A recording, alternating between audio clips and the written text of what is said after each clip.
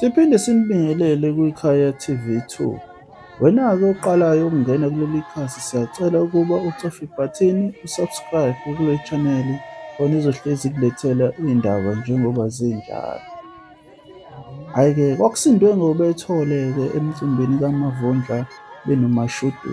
Njengoba ubone nje becula bebahle beswenkile, yibo-ke laba abazohamba-ke bayophelezela uMashudula mese eye etendeni lapho ezofike ambathiswe khona.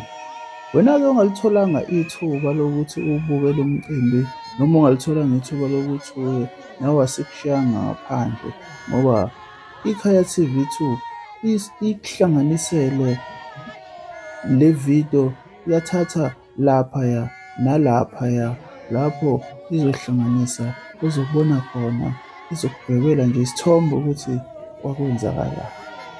Wena okwakho nje-ke ukuthi ubukeke le video elandelayo.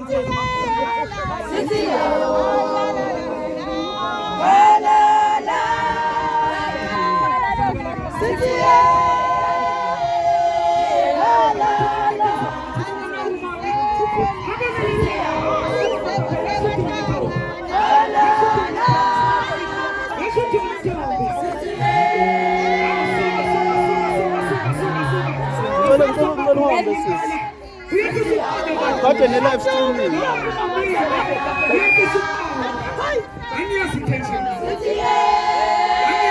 Lapho mama kulelizwe Nkosi yami, basho napho mama kule ndawo Nkosi yami. Lapho mama ke bakidize nje ngathi awudala bangila ngane kwethu ngizwe. Ha, suka madoda. Nethathe indawo yabo ababahlezi abahamba nentokazi.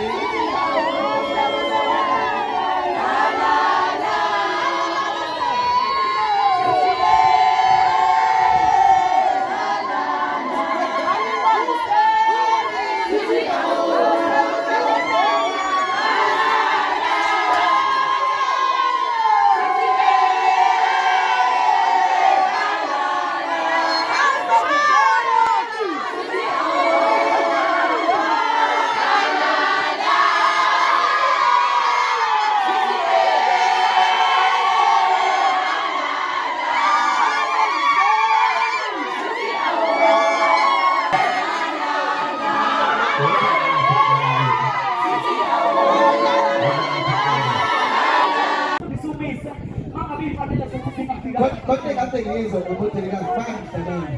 Uzoyizwa inhlabo. Akhona yini amatiki lapha? Thula kabheka lapha. Zikhona intombi lana. Khona enkanda ngeke umntelo ngithi ngithi.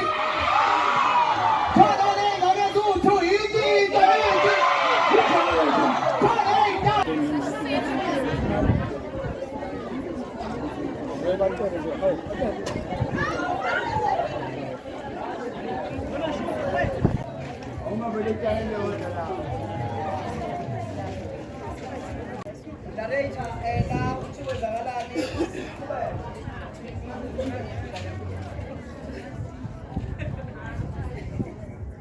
Okay, last year awunanse ingubo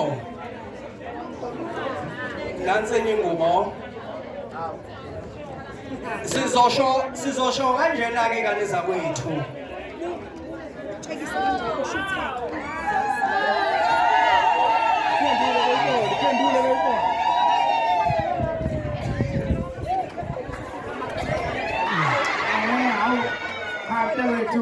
manje ngifuna ukuphinde ngisho abantu bezwa ngiyakuthanda ngalawethu sezophinde ngikuzilele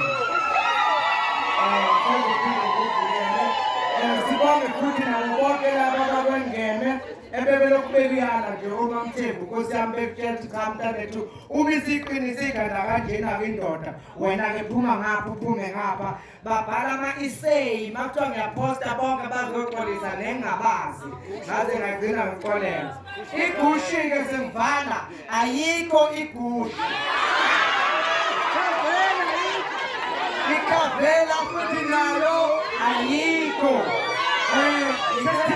Zulu-ke lapha. ngicela ukuxolisa-ke lapha kwabasekhweni lami isizathu nje sisodwa bakithi zimbili iy'zathu ezenza ukuthi ngingayithengi igushi nekavela. Isizathu sokuqala ngiyalwe abaleyothi abadala bathi intombi wayithengela kwasey'nyaweni iyahamba. Okwesibili-ke engicabanga ukuthi kubaluleke kakhulu kunakho konke ilokhu ukuthi kunabafanyana namantombazanyana amancane aseqala ukuyithanda le ndlela esenze ngayo. Athi nawo ekhuleni kwawo ayafisa ukuyenza lento. Angifisi uma kukhona umuntu ofuna ukwenza lento abesethi yabiza.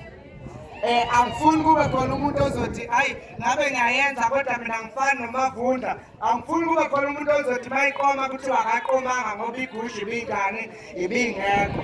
So kubalulekile ukuthi lento siyenze nanoma ubani ocabanga ukuyenza kube lula ukuthi anganjani angayenza. Umntakwethu uyazi ukuthi mina ngamthengela mina igushi. So ngiyomthengela igushi kunegushi vele ngimphathele yona ntambama.